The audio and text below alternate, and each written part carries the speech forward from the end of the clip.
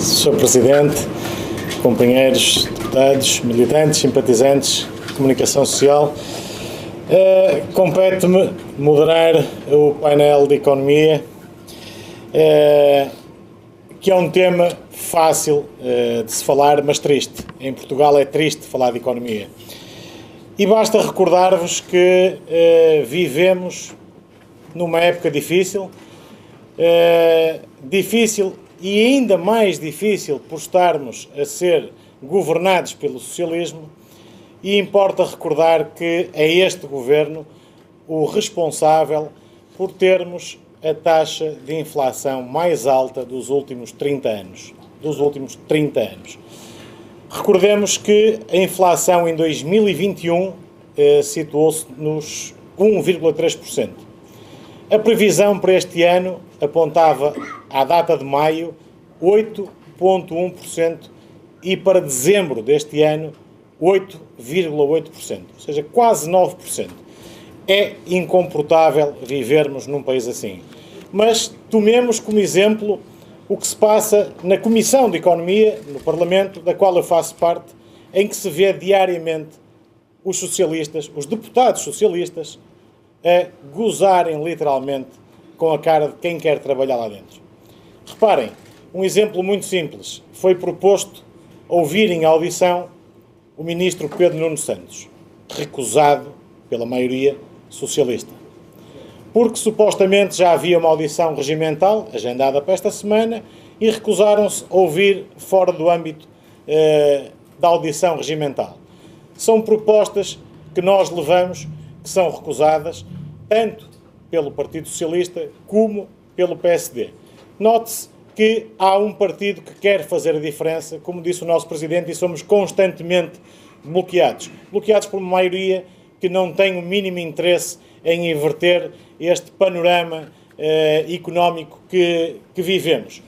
Estávamos, por isso, a falar numa inflação brutal. A tendência é para crescer. Os preços aumentam diariamente.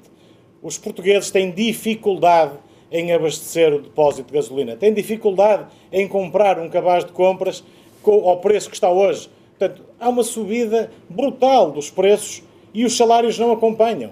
E depois, imagine-se bem o Sr. Primeiro-Ministro dizer que nos próximos 4 anos as empresas têm o desafio de crescer os salários 20%. Ora bem, isto era muito bonito.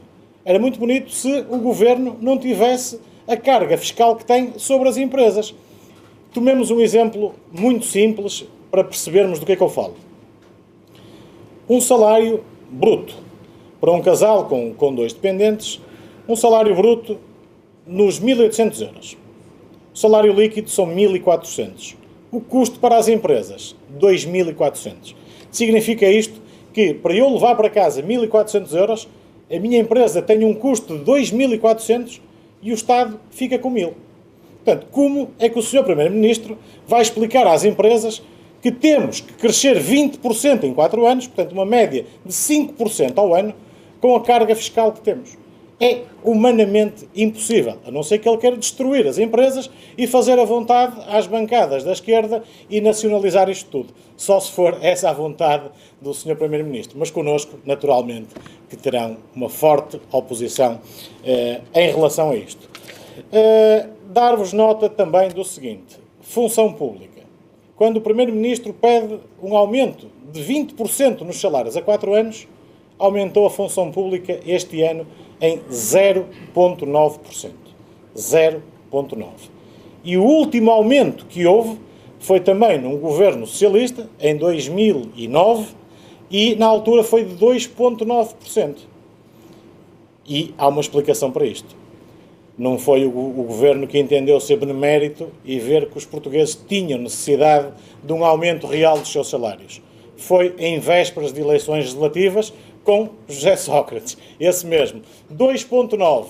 No ano seguinte, a esse aumento de 2,9%, houve reduções, houve cortes na função pública entre 5% e 10%. Portanto, isto é a visão economicista do Partido Socialista, em que dá com uma mão e tira com a outra. Portanto, meus caros, é importante criarmos a ideia de que este governo está cada vez mais a levar o nosso país para o abismo E eles sabem disso.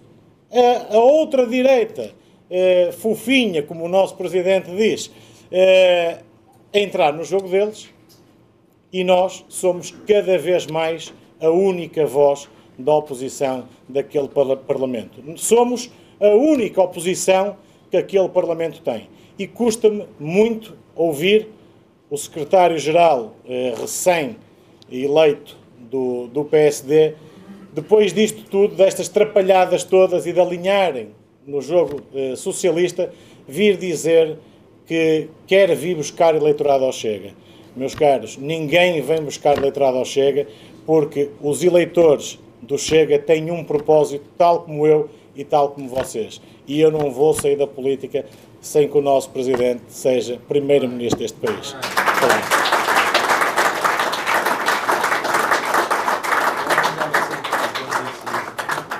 E termino com esta nota, antes de passarmos ao nosso painel, que em suma vai resumir este bocadinho que se falou de inflação e de salários. Numa linguagem acessível, temos preços cada vez mais altos, temos a inflação cada vez maior, a tendência é para continuar a crescer, os salários estanques e os impostos cada vez mais altos.